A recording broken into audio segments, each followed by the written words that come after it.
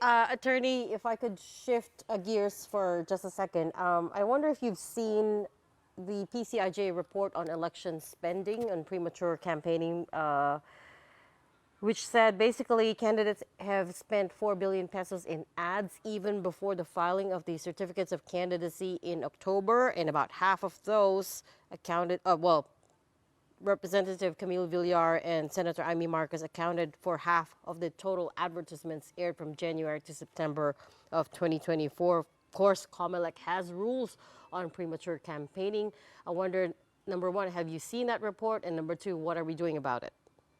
I haven't seen that report, but I believe that indeed, perhaps the expenditure is really close to that one identified by the PCIJ. But the problem is our law states, Section 15 of Republic Act 9369 states that those persons who had filed their certificates of candidacy are only considered as aspirants at this time. They will only be considered as candidates, and all the prohibitions, all the regulations will only be applicable to them on the first day of the campaign period. For senators and party lists, the day one of campaign period is February 11. For local positions, it's March 28. It is also the same with the ruling of the Supreme Court in Peñera versus Comelec, where it affirmed Section 15 of Republic Act 9369. So right now, the status is there is really no premature campaigning anymore, because all the regulations will only be applicable to all these persons on the day one of the campaign period. Technically, we can't do anything about it. That's why we're encouraging the people.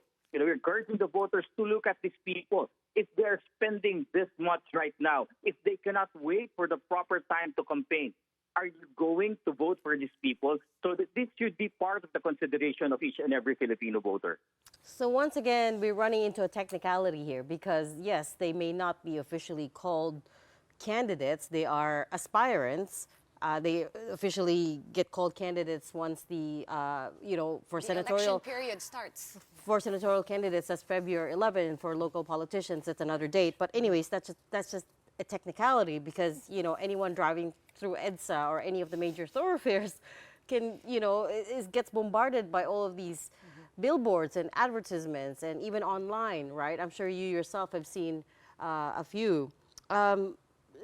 You're saying essentially that Comelec can do nothing about him at this point? That's correct, because we cannot penalize them. We cannot even compel them to include these expenditures in the required statement of contributions and expenditures, because the SOSE only accounts for the contributions and expenditures which they will be spending on the day one of the campaign period.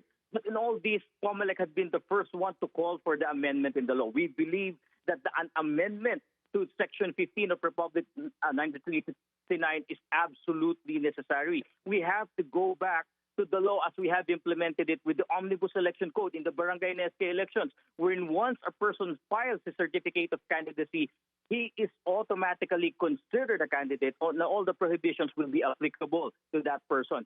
That is what Comelec is calling for, and that is why we're really pushing for an amendment to these laws. Right, so definitely not illegal. So I think it's just more of a moral issue now for voters. Sorry, Regina.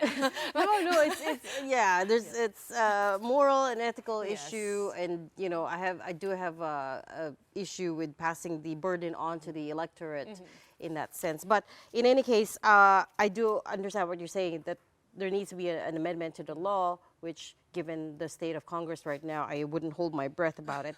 Guidelines, though, in terms of midterm elections, as far as the midterm elections go, what are your guidelines in terms of candidates posting their faces or their names on relief goods or assistance or any form of aid that's given to the lower income households? Right now, technically, they cannot be considered as campaigning because partisan political activity requires the first element of their being a candidate. They're not candidates. But we're really telling our voters that to be cautious, but to look at these people in such a way that are they really helping you in times of need? Yes, you are receiving goods from them, but is their intention really to help you, or are they courting or soliciting your votes come the election day?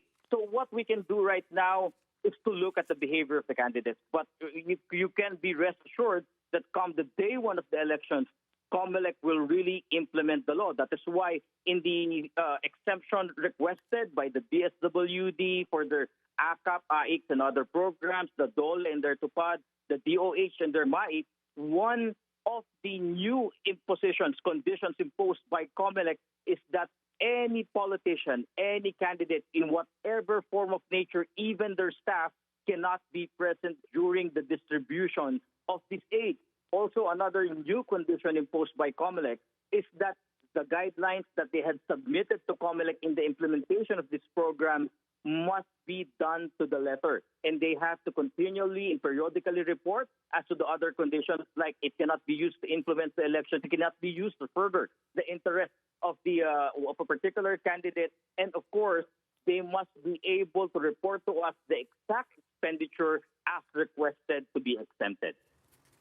But again, all that kicks in February, is that right? February 11th for senators and party lists, and for local candidates, March 28th. Doesn't kick in for another couple of weeks, at least for senatorial candidates. Just very quickly, timeline in terms of, forget timeline. You were talking about policing rigorously once the law kicks in. Is that going to apply to online campaigning as well? And how far could you go in terms of policing social media content? We really have to admit that there are no laws regulating social media, but that doesn't mean that Comelec cannot do anything about it. That's why we have partnered with practically all the social media platforms. We had, through our resolution, required the registration of social media channels to be used for the campaign. So outside of those registered with us, we will be asking the social media platforms to cancel, to deactivate, to take down, and perhaps suspend the accounts which didn't follow Comelec resolutions. We will also be looking into it because any violation of Comelec resolution may result in the disqualification of that particular candidate. So also, we have tasked the social media platforms to look into the use of artificial intelligence in propagating fake news, disinformation, and misinformation. And of course, we have to ensure that all the costs of the boosting and the payment for the political ads must be reported to Comelec not only by the candidates, but also the social media platforms which had accepted these contracts. That's very good to hear. Can ordinary citizens report candidates or aspirants, and how could they do that? That is what we have been doing since 2022 elections. You can report it through the social media channels of the Comelec, and you can even do that anonymously. And even if you have identified yourself, we will assure you that we will keep your identity confidential. That is what we have been doing since 2022, because upon your information, just tell us the violation. If you have screenshots, please send it to us so that we could ask Facebook, we could ask the Google, we could ask ByteDance to preserve the evidence. We could continue with the investigation, gather all the evidence, and file the necessary cases, be it criminal or even the disqualification, as the case may be. Quick follow-up, Attorney Rex. Was anyone ever, because you've been doing that for a while, like you have to submit your official social media pages, YouTube, Facebook, all the platforms, right? But can you tell us from the last elections, was anyone actually scolded, penalized, or even disqualified for overspending? For overspending, we have thousands of cases. We have thousands of cases pending before the court and pending before the commission. And we have disqualified prominent figures, even governors, for violation of our spending rules. And so for social media regulation right now, we have a different and new set of regulations. Before, they just have to register their social media accounts, and the only privilege that they have is that they may enjoy the e-rally platform of the Comelec. But right now that we are partnered with all the social media channels, we have extensively discussed the measures that we will do, and the takedown will really be coming from here on. We will be deactivating their channels and collecting evidence so that any violation of our Comelec rules will result into disqualification. And if they have propagated false, fake news and information, we will be filing cases against them as an election offense.